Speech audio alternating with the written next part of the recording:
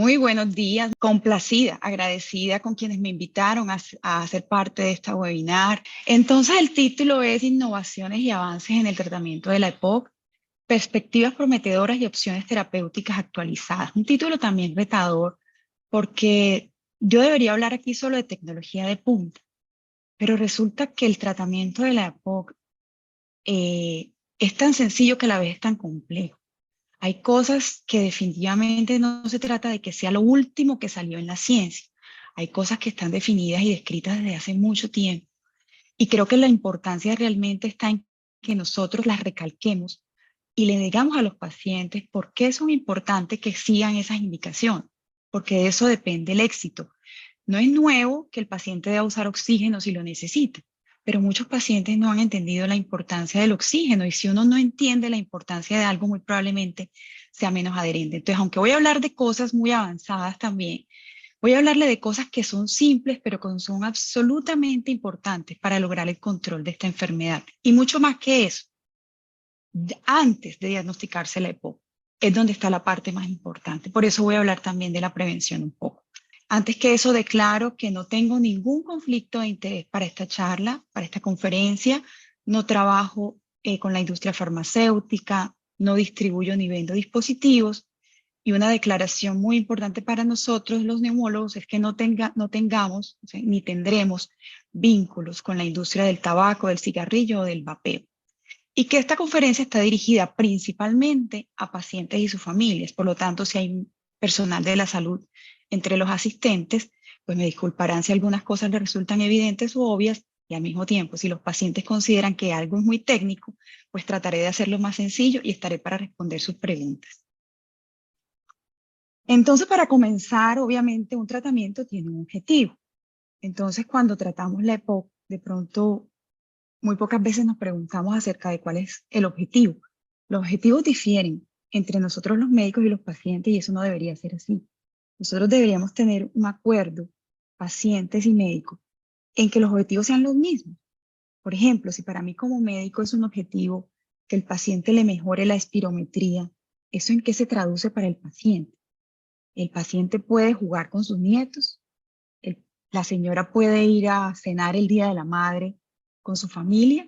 Es decir, la idea o la visión actual del tratamiento de la EPOC aboga porque haya unos intereses en comunes, en que dejamos de ser, si bien es cierto que somos académicos y científicos, tenemos que salirnos un poquito de esa bata y sentarnos en la silla del frente y colocarnos en el lugar del paciente y preguntarnos al paciente qué quiere.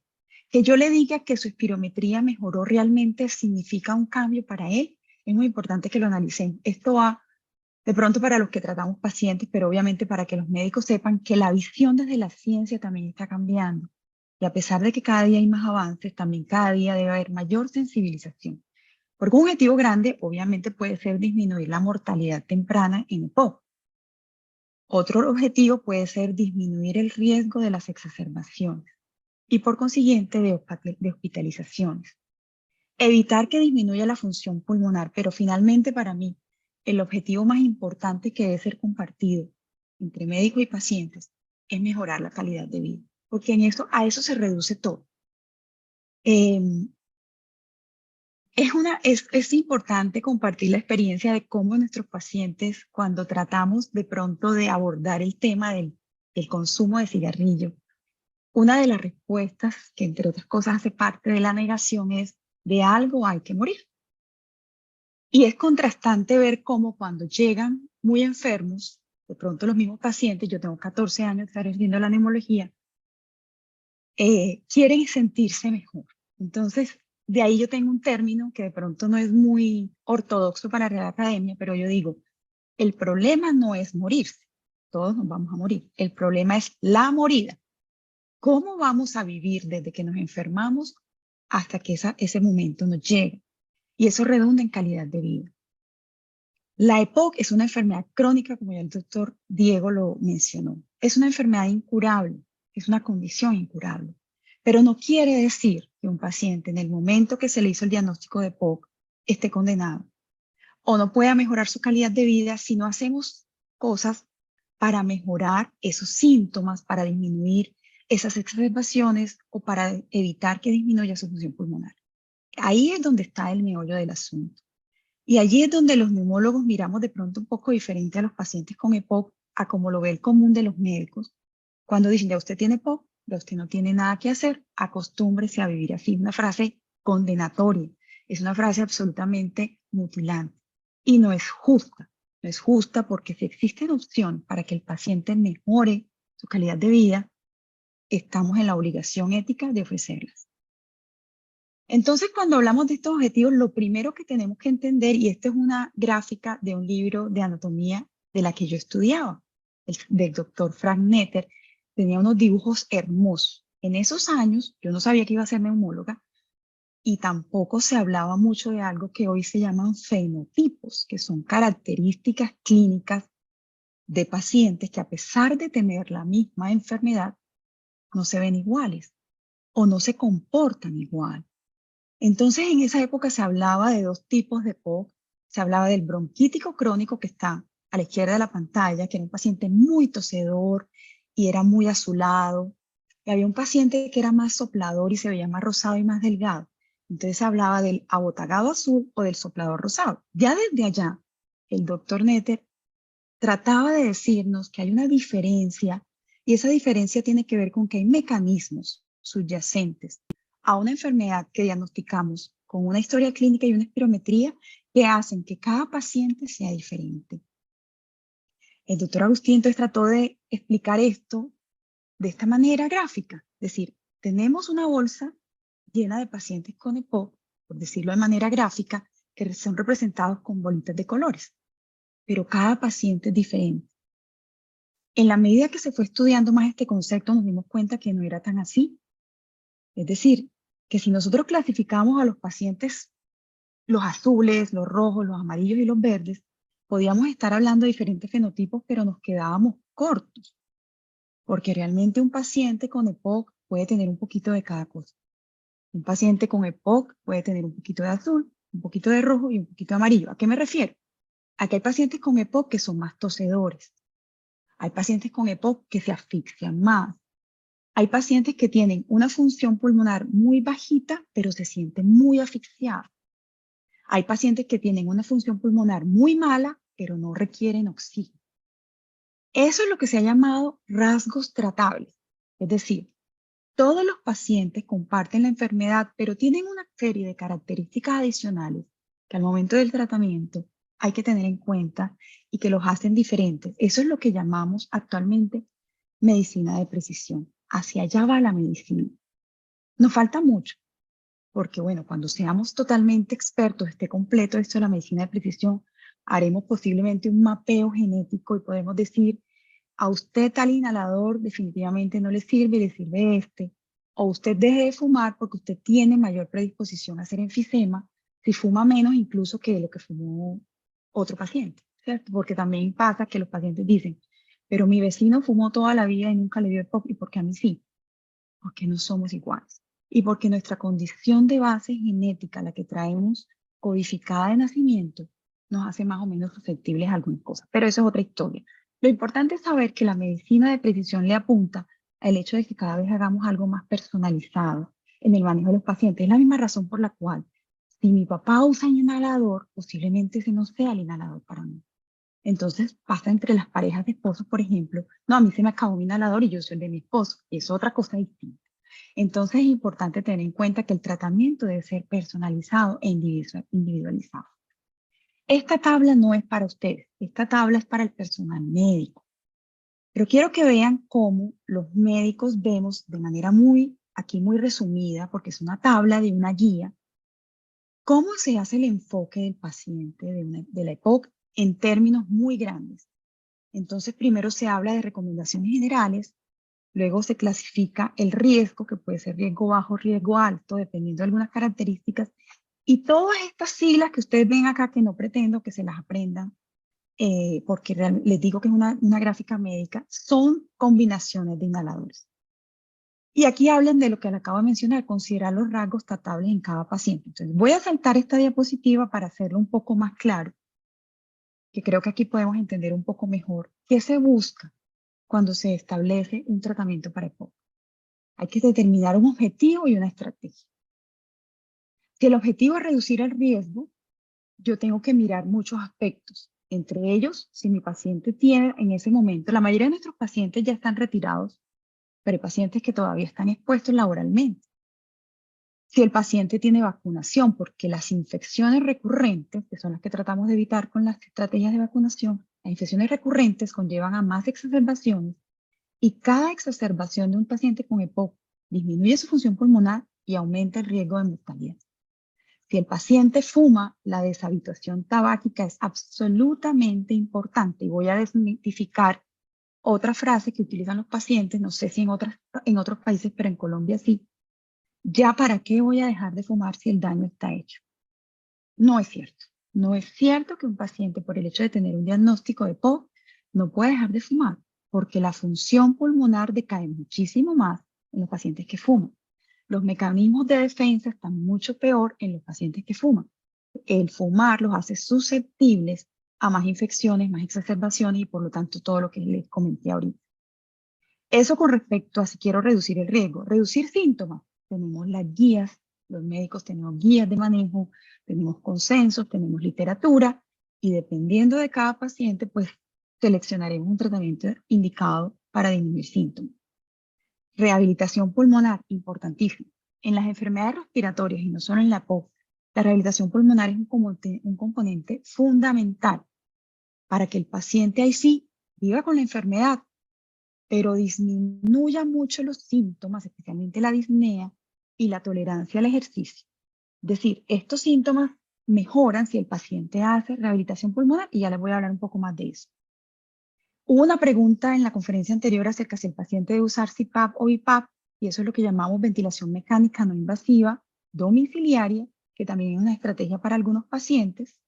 Y para reducir las complicaciones, obviamente tenemos que hacer tratamiento oportuno de las exacerbaciones. Y de todos modos el paciente se vacuna, dejó de fumar, usa sus inhaladores bien, pero hizo exacerbación, eso es inevitable. Tenemos que tratarla de manera oportuna y adecuada. Y la oxigenoterapia, pero bueno, la EPOC no es solo pulmones. La EPOC es una enfermedad que nos cobija toda nuestra economía. Un paciente con EPOC puede tener desacondicionamiento físico y es una cadena o una espiral que inicia porque siente asfixia, ahogo o disnea, deja de hacer ejercicio y como deja de hacer ejercicio, se desacondiciona. Cuando se desacondiciona, entra en mayor disnea, más desacondicionamiento físico y esa espiral sigue y sigue y sigue. ¿Y qué hacemos para tratar o manejar este desacondicionamiento físico? Rehabilitación pulmonar.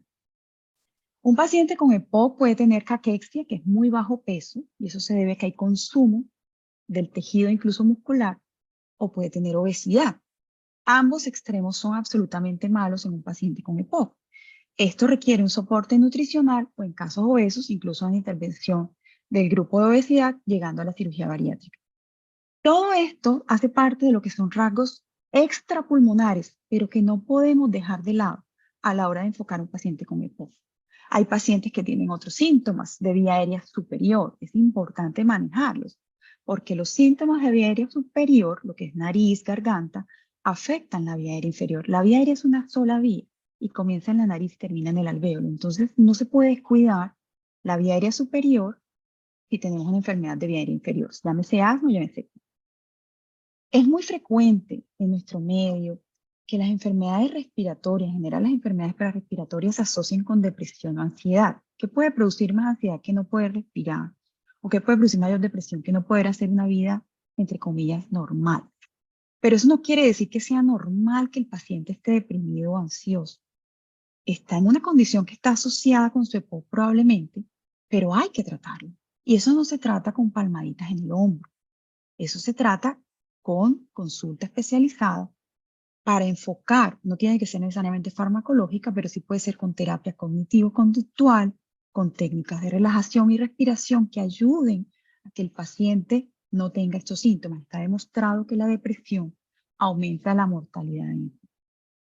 Y las enfermedades cardiovasculares acompañan muy frecuentemente la EPOC, llámese infarto, angina, arritmias, y aumentan la mortalidad, están estrechamente relacionadas. Por lo tanto, también a la hora de ver un paciente con EPOC, si usted tiene síntomas cardíacos o cree que tiene enfermedad cardiovascular, o tiene antecedentes, dígaselo a su médico, porque ese es un aspecto importante a tener en cuenta a la hora de tratar a nuestros pacientes. Y hay otros rasgos tratables que son comportamentales. Tampoco podemos dejarlos de lado porque prácticamente que aquí está el éxito del tratamiento en EPOC. Si un paciente no es adherente, puede ser porque tiene creencias en las que nosotros no hemos trabajado. Y de pronto desmitificar algunas creencias, como por ejemplo, el oxígeno me deja ciego, como por ejemplo, los inhaladores me dan cáncer, como por ejemplo, el tratamiento para la EPOC me da diabetes.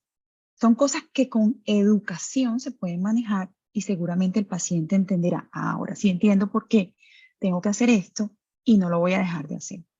El tabaquismo, la polifarmacia, una inadecuada red social o una técnica inhalatoria inadecuada son rasgos tratables comportamentales. Y eso hay que meterle el tema de educación, programas de seguimiento a los pacientes, apoyo de psicología y apoyo social. Entonces, fíjense que no estoy hablando de pulmones, no estoy hablando de bronquios, pero todo esto afecta la correcta evolución del tratamiento de la POC. Entonces, esto no es de neumólogo. Esto es un manejo multidisciplinario. La EPOC requiere que intervengamos los neumólogos, obviamente.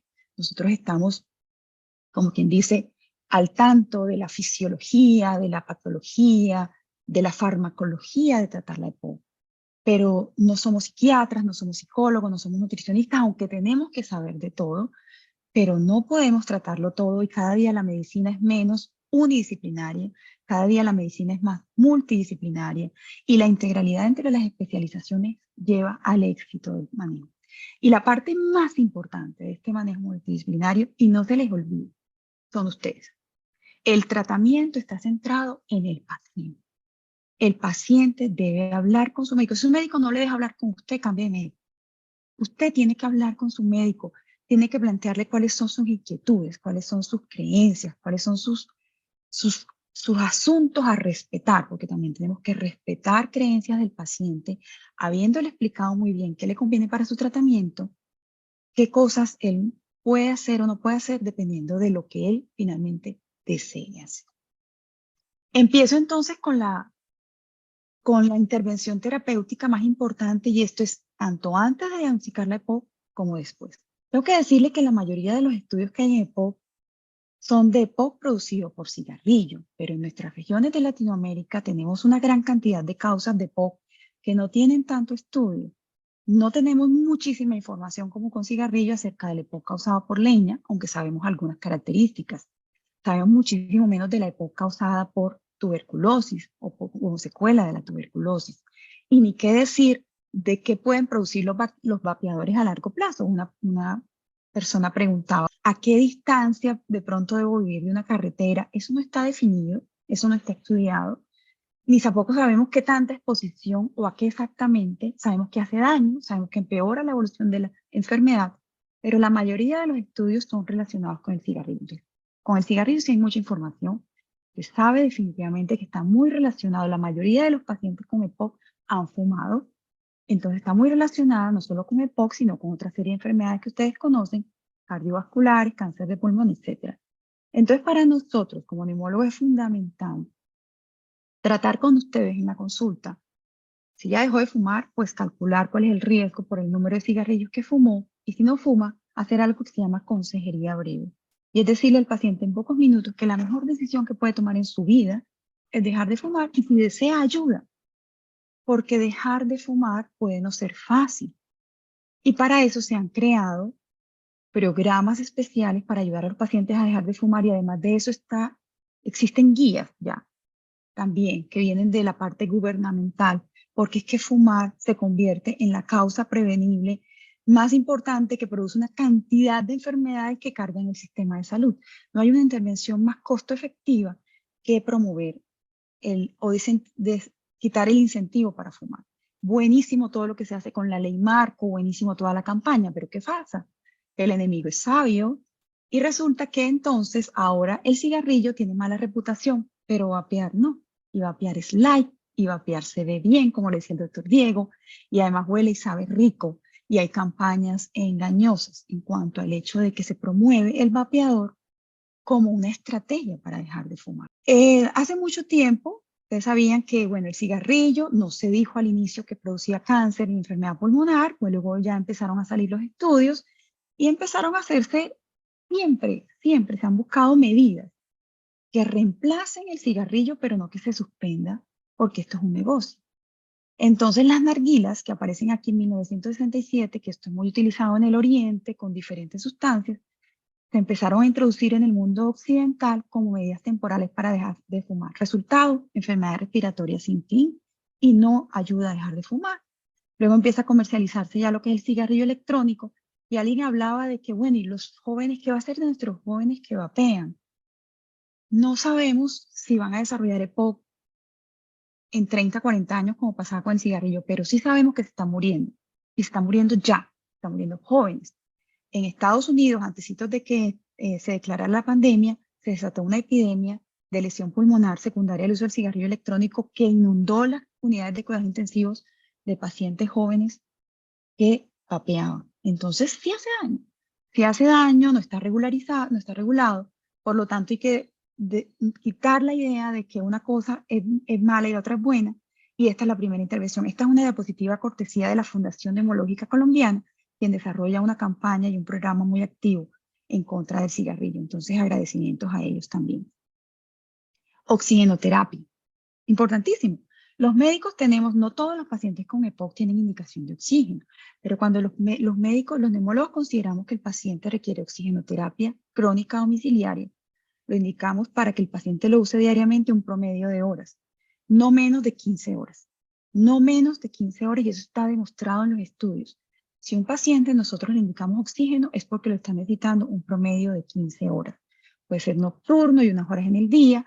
Y las indicaciones médicas, esto es muy técnico, dependen de cuánto sea la presión en los gases arteriales de oxígeno o la saturación, que es variable el valor normal dependiendo de la altura, pero en términos generales utilizamos una presión arterial de oxígeno en un valor por debajo de 55 o una saturación por debajo de 89, o si el paciente tiene hipertensión pulmonar o tiene mucha fuerza de sangre, como dicen acá los pacientes, la hemoglobina muy alta, o la baja de oxígeno le está alterando sus funciones neurocognitivas, tenemos indicación de oxígeno, no menos de 15 horas para oxigenoterapia crónica domiciliaria. Esto es muy importante que lo evalúe el neumólogo y en concordancia con el paciente vayan viendo, porque eso puede ser variable.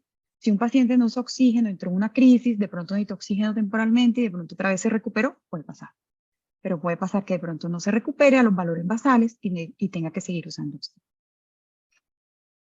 Espero que no muchos hayan tenido esta experiencia. Es la experiencia en UCI, un paciente con EPOC, con falla ventilatoria, estuvo con ventilación mecánica no invasiva. A algunos se les hará familiar este mal recuerdo, pero posiblemente otros no. Bueno, esta ventilación mecánica no invasiva es un soporte ventilatorio a los pacientes con EPOC que entran en falla ventilatoria. No siempre se usa solamente en cuidado intensivo.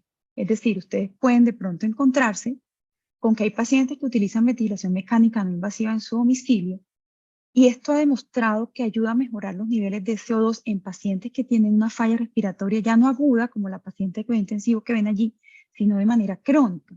Y ayuda a disminuir los niveles de CO2. Esto generalmente se utiliza en dispositivos BiPAPs, pero no para el manejo de la apnea del sueño, como habitualmente lo conocemos, sino para el manejo de la falla ventilatoria hipercánica crónica. Entonces puede pasar que algunos pacientes tengan indicación de esto también lo definirá su neumólogo. Con respecto a los inhaladores, son el eje fundamental en EPOC. La terapia inhalada es la vía más adecuada para la administración de medicamentos, pero a pesar de eso, existe alguna resistencia, por lo menos en nuestro medio, con respecto a los inhaladores, como ya le dije, fundamentado en mitos y leyendas que nosotros tenemos que desmitificar, vale la pena la redundancia. Hay unas que son de mantenimiento control y otras son de rescate, y los de control se usan siempre, porque su médico le dijo, esto lo va a usar todos los días, así se sienta bien, como la pastilla de la presión. Si usted tiene hipertensión arterial, usted se toma su pasta todos los días. Usted no tiene que esperar a que le dé dolor de cabeza, o a que sienta fogaje en el cuerpo, o a que se le tuerza la cara para tomarse la pastilla de la presión. Igual, los inhaladores de control usted los usa todos los días porque usted tiene EPOC y la EPOC no se le curó. Se controla con los de control. Y los de rescate o alivio se usan para manejar crisis. De pronto son el paso inicial antes de tener que ir de pronto a una consulta de urgencias, ¿no? Un servicio de emergencia. Las ventajas que tienen los inhaladores es que se administran directamente en la vía respiratoria, en dosis mucho menores que si tomáramos algo sistémico. Inicia rápidamente su acción y se reducen de manera notable los efectos adversos cuando nosotros nos limitamos a que sea solo para la vía respiratoria. Tiene desventajas, lógicamente. Se debe entrenar muy bien al paciente. De nada nos sirve prescribir un excelente y un costoso inhalador si al paciente no le enseñamos cómo utilizarlo. No sirve. La educación nuevamente es un pilar. La utilización requiere mayor tiempo que tomarse una pasta. Obviamente, tenemos que sentarnos en un momento de nuestro día y hacer todo lo necesario para una buena inhalación, pero eso es fundamental para que el medicamento llegue a donde debe llegar. Que ocupan más espacio en la carterita y por eso no me lo traje, porque es que eso me llena mucho el espacio. Es una desventaja que realmente si la miramos contra la ventaja que tiene usar adecuadamente el inhalador, realmente no es tan desventajosa. Nosotros definimos qué dispositivo dependiendo de muchos factores del paciente, la edad, la habilidad del paciente motriz, la capacidad pulmonar y la gravedad de la enfermedad. Eso hace que, por eso no a todos los pacientes le mandamos el mismo inhalador. Ay, es que a mi vecina le mandaron uno que dice que es buenísimo para que usted me lo mande a mí. Terminamos la consulta, yo le digo cuál le toca a usted y si no es el mismo, pues no será el mismo. Pero de pronto es el mismo y bueno, estará contenta la paciente, pero si yo le explico por qué no le mando el mismo, me podrá entender. Recordemos, los inhaladores son de uso personal. Guardarlos siempre en lugar seco y a temperatura ambiente. No exponerlos al fuego y limpiar el inhalador y la inhalocámara, que es el dispositivo que a veces usamos para ayudarnos en el uso del inhalador, hay que limpiarlo frecuentemente. Eso con respecto a los inhaladores. La rehabilitación pulmonar es ejercicio supervisado. Se acompaña de educación, de apoyo y la intervención conductual. ¿Para qué? Para que el paciente mejore su funcionalidad en la vida diaria, en la cotidianidad. Entonces los ejercicios son obviamente programados, planeados. A cada paciente se le hace un programa especial dependiendo del estado de su EPOC y esto permitirá que el paciente logre mayor acondicionamiento. Se hacen pruebas iniciales, el doctor le habló de la caminata de 6 minutos para definir cuál es la capacidad del paciente. De acuerdo con ello, programar sesiones de ejercicio, pueden ser en bandas, pero puede que el paciente no pueda caminar, entonces se hacen sentadas. Lo importante que es fortalecer la musculatura tanto de tren superior como de tren inferior. Puede ser en tren superior con resistencia, puede ser sentada con resistencia, puede ser con pesas, en fin. La rehabilitación pulmonar también debe ser individualizada dependiendo de la condición de la EPOC de cada paciente. Este es un grupo de pacientes que finalizó un ciclo de sesiones de rehabilitación pulmonar y a quienes les dimos unos diplomas. Eso lo hacíamos hace mucho tiempo. La idea es que cada vez promovemos más que la rehabilitación se vuelva parte de la vida del paciente y no se limite a un número de sesiones, sino que sigan haciendo rehabilitación toda la vida. Y nosotros hemos implementado en nuestro centro rehabilitación pulmonar permanente vía streaming, así como están conectados ustedes ahora, y se hacen sesiones de ejercicio con muchísimo éxito y agrado para nuestros pacientes. El doctor habló de algo que se llama déficit de alfa-1 antitripsina. No voy a hablar mucho porque son palabras muy raras, solo quiero decirles que hay una cosa que se llama déficit de alfa-1 antitripsina, que es una enfermedad genética. Esta figura amarillita que ven acá es un cromosoma. Nosotros tenemos 46 cromosomas y en el cromosoma 14 hay un gen que se altera y ese gen que se altera produce esta deficiencia de alfa-1 antitripsina y se conocen muchas mutaciones. El mensaje que dio el doctor Diego y que repito es que en nuestro medio no hay mucha prevalencia de esta enfermedad, pero que definitivamente hay que buscarla.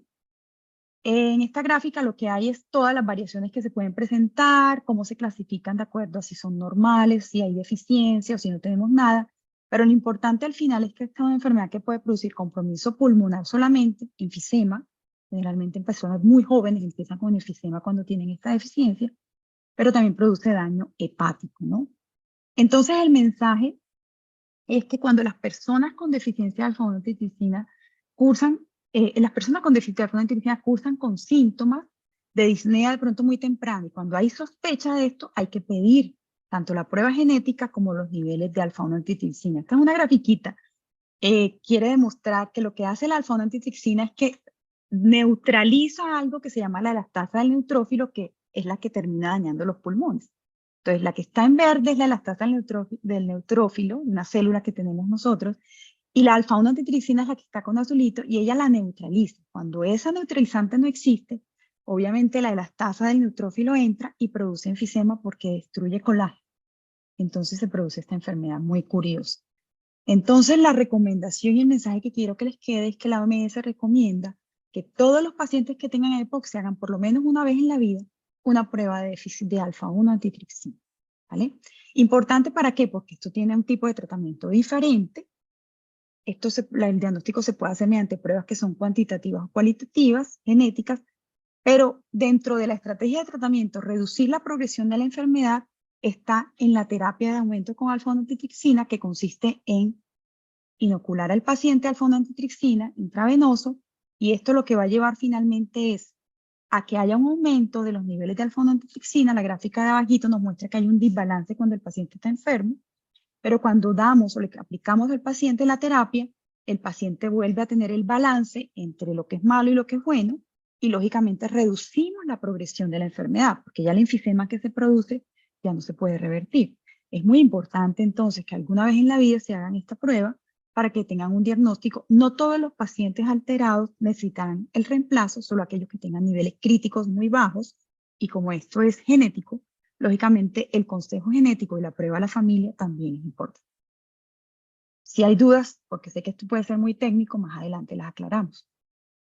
Y ya para entrar en la recta final, fíjense que hablé mucho, me detuve mucho en lo simple, en lo que aparentemente es, ya eso yo lo sé, que tengo que usar inhaladores, que tengo que usar oxígeno, yo eso lo sé. La autora no ha dicho nada nuevo, pero me parece súper importante que nosotros recalquemos este mensaje, porque de 10 que lo saben, una persona de pronto algo dijo, yo no había tenido eso en cuenta.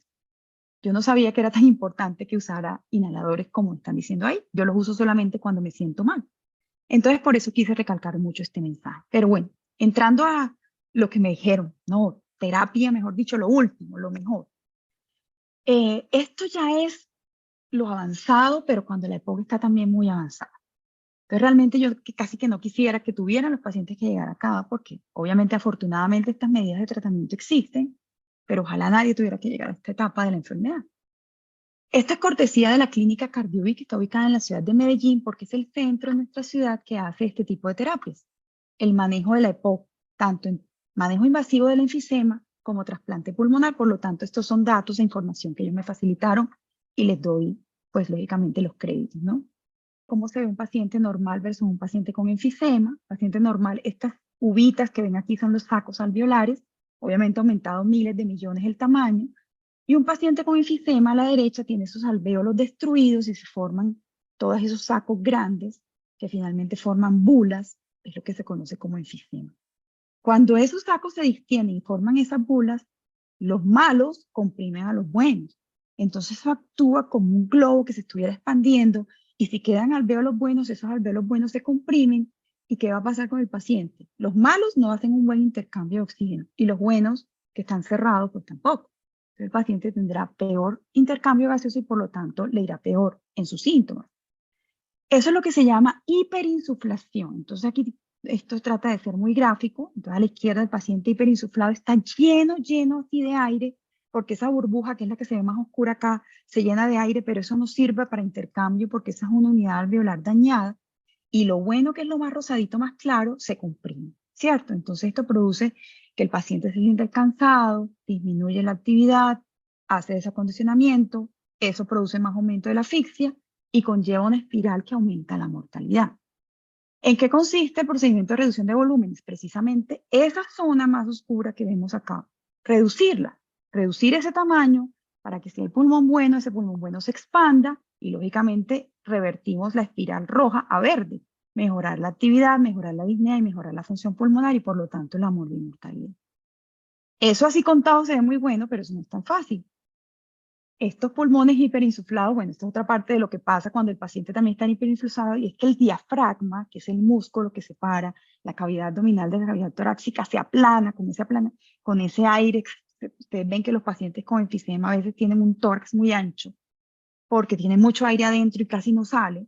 Entonces el diafragma, cuando se aplana, el diafragma casi no se puede mover. Entonces pierde su capacidad de movilidad y por lo tanto el paciente se siente más cansado. Entonces cuando hacemos el tratamiento, lo que buscamos es que eso mejore. De una forma es por cirugía. Entonces aquí lo que, un término nuevamente coloquial, es que se motilan o se cortan las áreas enfermas o enfisematosas y se colocan suturas con grapa, y eso se llama cirugía de reducción de volumen. Pero también hay técnicas que son no quirúrgicas, pero que también son invasivas porque se hacen por broncoscopia, es decir, Entramos a los bronquios del paciente, o los expertos entran a los bronquios del paciente y colocan unos dispositivos que ayudan a que esa área inflada se desinfle. Estos dispositivos que vemos que pueden ser usados son de dos tipos. Estos que ven a la izquierda se llaman coils o colas de cerdo, y eso lo que hace es un enganche que recoge esa zona de pulmón con enfisema y lo cierra. Y lo que vemos un poquito más a la derecha se llaman válvulas unidireccionales, que se colocan, esta figura rosadita que ven aquí, son sus bronquios, los bronquios de un paciente. Entonces son la mucosa endobronquial, se ve rosadito, y se ven dos bronquios. En uno hay un tubo, que es el fibrobroncoscopio, el instrumento con el que se entra, y en el otro está colocada una válvula. Esa válvula permite la salida del aire, pero no la entrada. Y eso permite que esa zona se desocupe. Aquí está un poquito más gráfico. El médico entra con el fibrobroncoscopio, coloca la válvula, la deja ahí instalada, y esa válvula, el aire sale, pero no entra, y en la medida que sale y no entra, esa zona se colapsa, ¿cierto? Así. Son válvulas unidireccionales. Y así se ven en el dedo de un médico. Son válvulas pequeñas que van a los bronquios, ¿cierto? Y las otras son los coils, y aquí vemos una imagen con fluoroscopia en donde un paciente le han puesto muchos coils, porque no solo uno, sino que muchas zonas afectadas, y se colocan una serie de coils, y eso, como le digo, retrae el pulmón dañado, lo cierra y permite que el pulmón sano se expanda. Beneficios de estos procedimientos es que mejoran la asfixia, la calidad de vida, la supervivencia, la tolerancia al ejercicio, y algunos pacientes pueden suspender el oxígeno después de este procedimiento, pero tienen sus riesgos también. Exacerbaciones porque el paciente se puede infectar, necesita tubos de drenaje, el paciente infectado puede hacer una neumonía, hay que intubar al paciente, puede hacer un neumotórax, o la válvula puede migrar y correrse. Y hay unas contraindicaciones definitivamente, y es que no todos los pacientes con EPOC pueden terminar en este procedimiento. ¿Por qué? Los expertos evalúan cómo está ese pulmón, las condiciones anatómicas exactas de ese pulmón, y dependiendo de las características, tanto anatómicas del pulmón como algunas pruebas de función pulmonar, determinarán si el paciente es candidato o no a este procedimiento. Si el paciente es muy exacerbador y no sale de una crisis, pues hay más riesgo de que se infecte y por lo tanto no se le hace el procedimiento. Si fuma activamente, pues es una contraindicación. Si tiene infección activa o si tiene alergia al nitinol, la silicona, el níquel o el titanio, porque son los materiales de los cuales se hacen estos dispositivos. ¿Cómo se llega a un procedimiento de estos? Pues se hace una evaluación por neumología. Lo primero es que el paciente debe tener un manejo óptimo. O sea, yo no llego con EPOC hoy y sin usar nada de tratamiento ya me voy a hacer unas válvulas. No. El tratamiento para la EPOC debe ser óptimo porque estos procedimientos no son inocuos. Entonces, cuando tomamos la decisión de llevar a un paciente a esto, es porque el paciente ya definitivamente hemos pasado por lo que el paciente debe pasar como tratamiento. Se remite a un centro experto, en este caso les mencionaba acá el centro que en Medellín hace el procedimiento, en donde ellos nuevamente evalúan y para eso hacen una serie de exámenes un poco más específicos, se realiza la intervención y lo frecuente es que el paciente vuelva nuevamente al control con su neumólogo tratante. Esto no cura la EPOC, esto es una medida para manejar el enfisema, podríamos decirlo que de manera intervencionista, pero que no cura la EPOC, ¿no? Entonces es importante que el neumólogo sigue siendo el médico tratante, ¿no? Y finalmente, trasplante pulmonar. El trasplante pulmonar lo tenemos disponible en Colombia, en 3 ciudades principalmente, Bogotá, Medellín y Barranquilla, pero obviamente de todo el país se pueden remitir pacientes a estos centros. Y bueno, aquí en Medellín está el centro de clínica CardioVit. El trasplante pulmonar consiste en reemplazar un órgano enfermo por otro en mejor estado. Se puede hacer trasplante bilateral o se puede trasplante unilateral de 2 pulmones o de un solo pulmón. ¿Y eso de qué depende? Pues depende de muchos factores. La evaluación del grupo de trasplante define si el paciente con un solo pulmón puede estar, porque de pronto el otro no se puede sacar por lo deteriorado que está, porque está muy fibrosado. Es decir, esto es una evaluación, como aquí les pongo, hay una guía de manejo clínico solamente para trasplante pulmonar y para la evaluación pretrasplante y de candidatos a donantes. Entonces, esto es un trabajo muy grande, multidisciplinario una vez más y muy, muy serio, en donde se escogen muy detalladamente y muy cuidadosamente las características del paciente. Esto es cubierto en Colombia por el sistema de salud. Acá no es que el paciente llega y paga y no, esto es cubierto por el sistema de salud. Y los pacientes entran en algo que se llama una lista de espera para trasplantes. Entonces, es una comparación entre pulmones enfermos y pulmones sanos. Creo que sobra decir que los enfermos están oscuros y los sanos rosaditos. Pero entonces es un procedimiento que se hace a pacientes con enfermedad pulmonar avanzada o lo que se llama pulmón terminal, es decir, un pulmón que haya llevado insuficiencia respiratoria crónica. Condiciones mínimas, en Colombia se requiere que sea menor de 65 años, la enfermedad pulmonar está avanzada. No, a mí me diagnosticaron EPOC y tengo un grado 1 de EPOC, pero ya yo quiero irme para trasplante, yo quiero unos pulmones nuevos, no aplica así en nuestras vías de manejo, porque nuevamente un trasplante pulmonar requiere un seguimiento, un tratamiento post-trasplante y tiene unas complicaciones y una tasa de sobrevida que no podemos llevar a un paciente que empieza un EPOC y posiblemente la posibilidad de sobrevida sea de 20 años a un trasplante en donde la posibilidad de vida, por ejemplo, se le reduzca a 10 años posiblemente. Entonces, el candidato es rigurosamente seleccionado. El tratamiento médico definitivamente no va a ser capaz de modificar el curso de la enfermedad, tiene una expectativa de vida menor de 2 años, dice acá, es rehabilitable, el paciente puede hacer rehabilitación, o sea, el paciente está mal, pero no tan mal. Es decir, cuando ya está terminal y no se puede ni mover, posiblemente sea un peor candidato que un paciente que se pueda rehabilitar todavía. Su estado nutricional debe estar entre aceptable, es decir, no puede estar ni desnutrido ni obeso por las complicaciones que esto trae en el postoperatorio. Y, importantísimo, apoyo familiar, soporte psicosociofamiliar. Entonces es un estudio social muy importante. ¿Por qué? Porque después de trasplante, las condiciones inmunológicas del paciente requieren que tenga unas condiciones higiénicas, unas condiciones sociales y un soporte para todo, para los exámenes, para la cita, para el medicamento. Hay contraindicaciones, por ejemplo, un cáncer activo reciente, una infección no controlada, que tenga una disfunción mayor de un órgano, que tenga una deformidad severa en la caja torácica por la dificultad para sacar y meter pulmones nuevos, que tenga obesidad, que el paciente definitivamente no sea adherente, un paciente que todavía fuma, que no le hace caso al tratamiento, no va a ser un buen paciente después de una cirugía tan grande como esta, que no tenga soporte social, una enfermedad psiquiátrica mayor por lo mismo, por los fenómenos de adherencia o que sea fármaco-dependiente. Algunas otras son condiciones relativas que se pueden tratar y mejorar y si el paciente las mejora, pues podemos llevar al paciente a trasplante. Y una de ellas, por ejemplo, es la edad. Hay pacientes que pasaron el umbral de 65, pero no están mucho mayores y tienen una buena condición, posiblemente puedan ser metidos en lista de trasplante.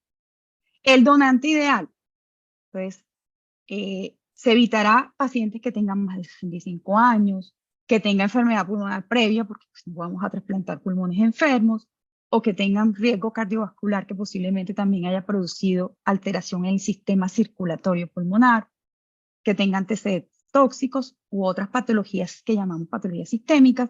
Generalmente son pacientes que no son candidatos a ser donantes de pulmones, ¿no? Esto es un trabajo en equipo, como yo les había dicho, no es una labor de un día ni de dos.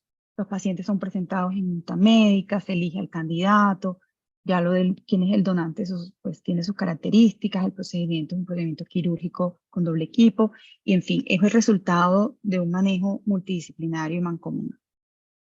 Y finalmente, el paciente con EPOC no viene solo, el paciente con EPOC tiene muchas otras cosas alrededor, puede tener hipertensión, puede tener depresión, puede tener diabetes. Y esto que les traje aquí, que parece una galaxia, es una relación entre la enfermedad EPOC, pongamos que la enfermedad está en el centro, y las enfermedades en qué grado se ha demostrado que acompañan más a la EPOC. Entonces, los círculos están en diferentes colores y el color representa qué tipo de enfermedad son.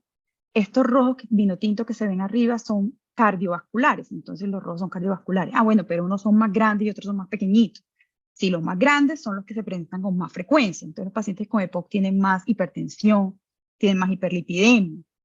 Los azules, por ejemplo, entonces son enfermedades que tienen que ver con la parte hormonal o sistémica. Entonces está la diabetes, está la disfunción eréctil. Entonces unos son más grandes porque se presentan con más frecuencia y otros son más pequeños. Ah, pero ¿por qué están unos lejos y otros cerca? Bueno, unos están más cerca del centro porque son los que más se relacionan con mortalidad y entre más lejos son los que menos se han visto relacionados con mortalidad. Entonces esto se llama comorbidoma, esto no es para pacientes tampoco, esto también es una cosa que utilizamos en medicina, pero se los quise compartir para que veamos la complejidad de un paciente con EPOC, y complejo no quiero decir difícil, simplemente quiero decir que requiere mucho más que una consulta, una espirometría y unos inhaladores. el enfoque del paciente con EPOC nos tiene que hacer mirar esto como un universo donde tenemos todo esto en cuenta. Si no lo tenemos en cuenta, no vamos a tener éxito y no vamos a lograr lo que queremos. Está un paciente de nuestro centro con una cara amable, con nuestra rehabilitadora saliendo de una sesión de rehabilitación pulmonar y con la fisioterapeuta. Y esto es lo que finalmente queremos ver en los pacientes, una cara amable. Yo agradecerles infinitamente por la paciencia. Espero haber sido clara y obviamente estoy aquí atenta a responder sus preguntas. Muchas gracias.